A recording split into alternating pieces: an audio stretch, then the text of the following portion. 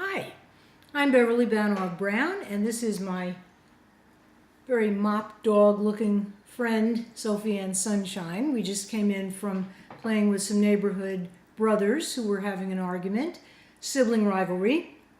And this is part 2 of my series on mindful parenting about ending sibling rivalry now.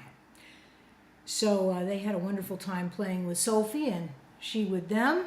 And I think now she'd like to go and have a little dinner. So let me let her down so she can do that. 3 golden nuggets today, in addition to the first 3 on part 1 of ending sibling rivalry now. And it can't happen a moment too soon if you've experienced it. 1 for today.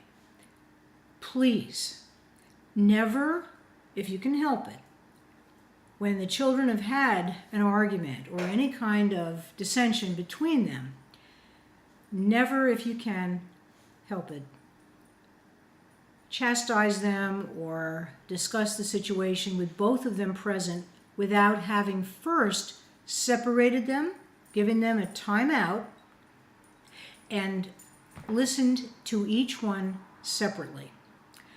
Golden nugget number 2. When you get the opportunity to listen to each of the children separately, I'm going to suggest that you use a wonderful practice called reflective listening. I've covered reflective listening in my YouTube video, Mindful Parenting. I believe it was part 3. And it's all about reflecting back what you've heard so that the person, whether it's a child or an adult, knows that they've been heard, that they're understood, and that you get where they are and what they really have been experiencing. It makes all the difference. And if we use it with everyone we know, life becomes ever so much more beautiful. Because what do people really need in order to feel safe, in order to feel cared about and accepted? They know that when they've tried to communicate something with you, you've really listened. You've really seen their perspective, their point of view. Your children are no different from anyone else, except that they may be counting on you more than any other people alive on this earth. And the younger they are, the truer this often is, to give them the acceptance and make that effort to really hear them and really see them and really empathize with them. When you've had that experience of reflecting back what you're hearing, let me give you an example. Let's say Bobby has a favorite toy, and Timmy, his younger brother, has entered his room, taken the toy out, unbeknownst to Bobby, and has broken it. Bobby, quite understandably, is very angry, very upset, feels very invaded, and once you separate them, and you have an opportunity to listen to each one's point of view. Let me give you an example. You might say to Bobby, in this case, something happened with your toy, Bobby. How did you feel? An open-ended question that allows the child to then answer and describe the emotion. How did you feel? Were you angry? Were you hurt? Were you furious? Were you afraid? Were you resentful? Whatever it is. And of course, age appropriately, the child will answer based on their own capabilities in terms of vocabulary and emotional understanding. And when you say to him, if he says, let's say, for example, I felt angry, I wanted to beat him up, or I wanted to lock my door and throw away the key so he never can do that again. What you as the parent might say would be, wow, you really had a hard time with Timmy taking that toy from you, didn't you?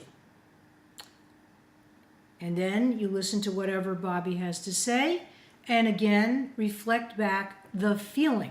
You're going for the emotion. And that will create an atmosphere where he knows that you're getting it. You're getting him, which is what we all really, really want. So what a gift. What a gift to give your child. And then you would do that same process with Timmy And golden nugget number 3 of this process then would be you get them together and you together, 3 of you, work out what it is that you need to do to create a situation where that will never happen again. Because Bobby does have a right to his privacy, his own room. He has a right to trust that his belongings will not be violated. And Timmy, for his part, has to learn those boundaries. And it makes for a happier family. This is just one example, but it can be used to work with a number of different ideas. I'm Beverly Banov Brown. There will be more golden nuggets in subsequent videos on Ending Sibling Rivalry Now, part of my Mindful Parenting series. It's my joy to be with you, and I hope this helps. I really do. We're all so lucky when we have beautiful, sweet families, and we want to do everything we can to deepen and solidify the positive bonds so that love prevails. If you'd like to be in touch with me, please don't hesitate. I love to see your commentaries or read your emails. If you want to be in touch with me directly, email is the way to go. CoachHQ@gmail.com is one way to reach me. CoachHQ@gmail.com. Until next time, bye for now.